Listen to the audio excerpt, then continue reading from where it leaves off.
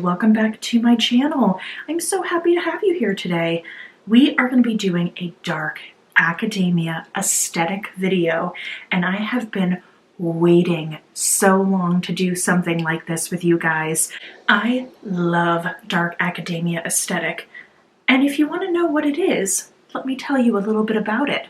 Dark academia is a popular academic aesthetic that revolves around classic literature, the pursuit of self-discovery, and a general passion for knowledge and learning. It is one of several variations of academia aesthetic, each with a unique subject focus. So sometimes dark academia can actually be quite dark. Secret societies, murder mysteries, all that really fun stuff. And a lot of key motives with dark academia is books, history, literature, novels, reading and writing, mystery, a lot of old buildings, old money, and some of the key values are also curiosity, existentialism, intelligence, intrigue, learning, and wisdom. So there's a lot of romanticization of books and learning, libraries, and a lot of the colors that you'll see is something like I'm wearing today. This top is from Anthropologie. It's one of my favorite pieces in my collection, and it just kind of gives me this like 19th century Victorian inspo. I absolutely love it. When I got married, I actually wore something that was called the Victorian button gown, and it was inspired by Victorian wedding gowns. I absolutely love this kind of look. So a lot of the looks that you'll see is like cream or ivory, browns, and like dark colors like corduroys. I always think about jackets with patches on the elbows. So today we're actually going to be doing a whole look inspired by dark academia, and we're going to feature the Lois Cosmetics Meet Me in the Underworld palette. I will get on about this palette in just a moment once I start doing my eyes, because this palette I meant to do a review on a million years ago when I first got it, but I figured that if I'm gonna do a dark academia look, it has to be with this palette. Now before I get in on doing my face, I wanted to give you some inspiration behind some dark academia that you could kind of romanticize a little bit in your life. And immediately I went to books. I don't know if this would be considered like full-on dark academia, like something like I think it's called The Secret History by Donna Tartt. I haven't read that one yet, but it is on my to-be-read list. But immediately I thought of this book. This is Jonathan Strange and Mr. Norrell by Susanna Clarke, and I first read this book when I was living in England back in 2012 and I was going to graduate school. It's much inspired almost like in the style of Charles Dickens, and this is magical realism. So basically, Susanna Clarke writes this book as if magic really does exist. It used to be in our history, and for some reason, the magic kind of disappeared. So it takes two people, Jonathan Strange and Mr. Norrell, to discover and bring back magic into Britain. And this takes place during the Napoleonic Wars, and I think this is an excellent, excellent read. I remember just downing this while I was living there. I love it because there's actually footnotes in this book too, as if the magic was really real. And she goes into talk about like, oh, this is when it's called the Raven King, who was like the most ultimate of magicians that lived in the UK, and it's so good. There's a really wonderful mini series that PBS did that you could actually watch on Netflix for this. It is so well done. It's a really wonderful adaptation. The next trio of books, I think, brings a lot of mystery and magic and a tiny bit of creepiness that I think is perfect for Halloween, and it is the All Souls trilogy. This is by Deborah Harkness, who happens to actually be a historian, and these are three books. It's called The Discovery of Witches, we have Shadow of Night, and then we also have the Book of Life. The first book starts off with Diana Bishop, and she is a historian, and she's also a descendant of a witch family. She's at the Bodleian Library in Oxford, and she unearths this alchemical manuscript that is enchanted, and it leads all these kind of like witches and warlocks and vampires and all these like magical things kind of descend upon the library, and that's how the story starts, and that's how she meets her one true love, Matthew Clairmont. So this is like super mystery magic. They go back in time. It's sensual. It's really, really fun and dark, and I know that they have a TV series based on this. I have not yet seen it yet. I think it's on Sundance. I don't get that channel, but I've been wanting to watch it ever since it dropped, but I can highly recommend these. They're really well researched too, so when the characters go back to Elizabethan England in the second book, you feel like you're really there. It's good. It's just perfect. Now for more dark academia aesthetic, I think for movies, my personal favorite that's the epitome of dark academia is definitely Dead Poets Society. It's with Robin Williams. It's with a really, really young Ethan Hawke. It's a really great ensemble cast of these young men who are at a prestigious school, and there's a lot of Walt Whitman that's quoted, and Robin Williams is so perfect in this role because he's such a passionate teacher. We don't read and write poetry because it's cute. We read and write poetry because we are members of the human race. And the human race is filled with passion. Medicine, law, business, engineering, these are noble pursuits necessary to sustain life. Poetry, beauty, romance, love, these are what we stay alive for. Quote from Whitman, "O me, O love, of the questions of these recurring, of the endless trains of the faithless, of cities filled with the foolish, what good amid these, O me, O life?" Answer, that you are here. That life exists and identity. The powerful play goes on and you may contribute a verse.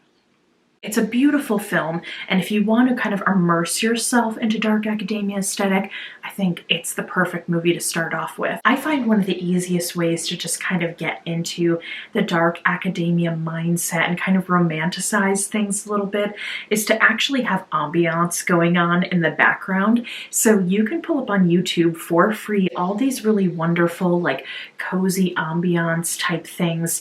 There's several accounts like Autumn Cozy, which has really beautiful fall ones, but there's some other ones that are legitimately the dark academia aesthetic, and I'll make sure to put that up on screen because they always have these kind of romanticized titles about something that you're doing, like you're studying and maybe like a ghost is next to you, or you see someone from your university class walking into the distance into the forest and you decide to follow them.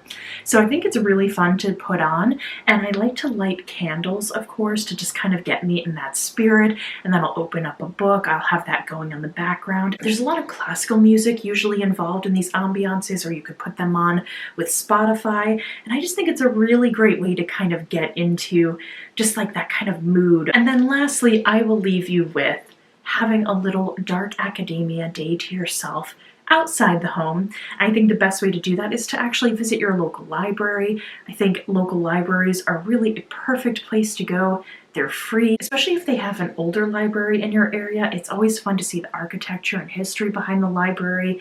And I think a really fun coffee date is a great way to experience this too. Take yourself on a coffee date. You know, a lot of the coffee houses have opened up again. You go sit down, have a tasty latte, and then maybe later on you can go and visit a museum of some sort or an art gallery. So anyway, without further ado, let's get into this look. I actually have something, this is like a little head wrap that I got from a company called Story Arts, and it has little quotes from different books on them, and I believe this is my Jane Eyre one, and I figured this would be perfect to put my hair back. Okay, I've already done my eyebrows, so let's go right into the eyes. We are going to be playing with the Lois Cosmetics. This is the Meet Me in the Underworld palette, and this is based on the tragic love story of Eurydice and Orpheus. So Orpheus played beautiful music to Eurydice, and she fell in love with him, and they had such a happy marriage until one day she was actually sadly bitten by a viper and then went to the underworld. And it's a very tragic love story.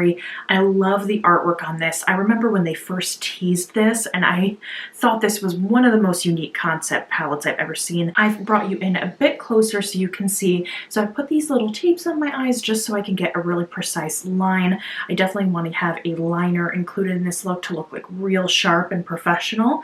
So I first am going into Orpheus, this beautiful Camel Brown, and this will just be our transition shade.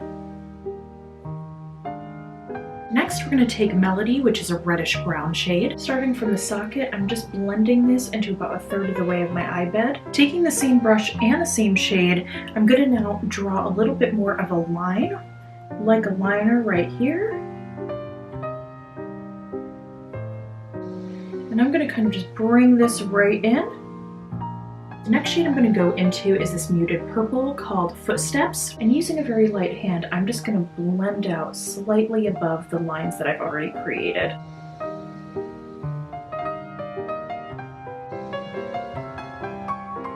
Next, I'm going into the shade Hades, this really deep eggplant, and using that small brush, I'm just going to focus here on the outside edge to deepen this up. Now we're going to go into a shimmery taupey shade. This is the shade Muses. Using a flat packer brush, I'm just going to put this in between the two shapes that I created.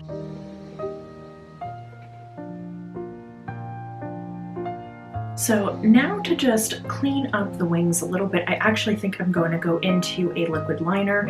This is my Clove & Hollow Line and Define Liner.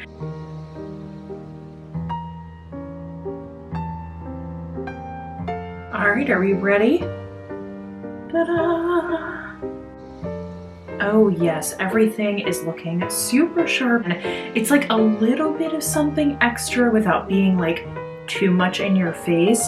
And I think it's really fun, the shapes that we're playing with here. So when I look at Dark Academia looks, I feel like the face has to be a little bit more on the subtle side. So I'm putting on my Milani. This is the Prime Correct Face Primer. This has a little bit of green to reduce some redness because the foundation that I'm going to use is actually just a skin tint. I think we need to keep it light and fresh.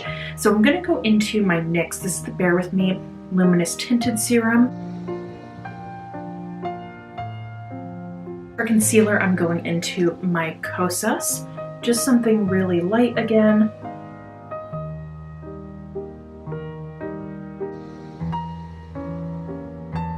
See, and we look so refreshed and awake. It's not like we stayed up all night reading a book or doing work. So I feel like for this, we need a bit more of a contour rather than a bronze. We will still bronze, but very subtly.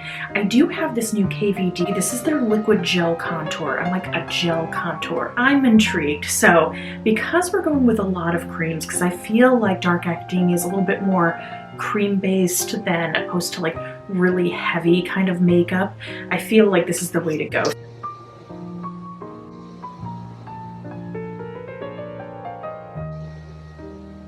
Next, we're going to go into blush. So this is Lilium. This is the convertible color from Stila. This is probably one of their most famous cream products. So it's just going to give me that flush that I want. This is a Besame product, and this is what I thought we could try for the highlight. This is from their Marilyn Monroe collection, and this is their white cream highlighter. So I kind of wanted to see if I just use the tip of my hand, if I can get like a really natural highlight. I may want to just add a tiny bit of something on top of that. I'm using my ABH loose powder.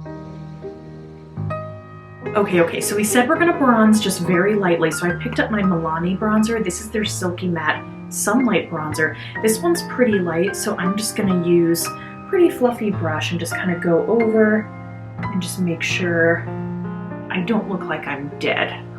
Yeah, let's add a tiny bit of highlight, shall we? So I'm going to use my Aether Beauty. This is the Pure Diamond Dust, and I haven't used this in a while. I've had it for like at least 2 years, and I really do like this product. So I'm going to just take a bit of it, and it is like a really stunning highlighter. So finishing up the eyes, I'm going to go back into that red-brown shade Melody.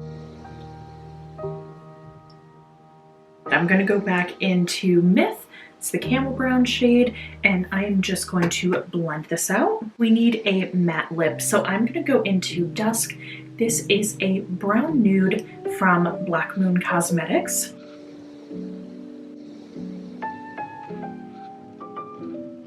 And lastly, we just have our lashes. I'm going to use my favorite mascara of all time that will really give those beautiful lengthening lashes. And here is the final look.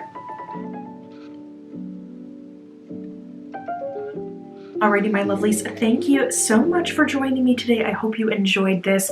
I'm so happy to share some newer kind of style content. If you want to see more things like this, please remember to like, comment, and subscribe. And if you made it this far in the video, comment a little peach emoji because you are sweet as a peach. I'd love to have you join our sweet peach fam here, and I'm so happy to see so many new subscribers. Please stay around. We are so close to 1,000, and it will just make my day once I hit that number. So thank you again for watching, my friends, and have a wonderful spooky Halloween. Mwah. Bye.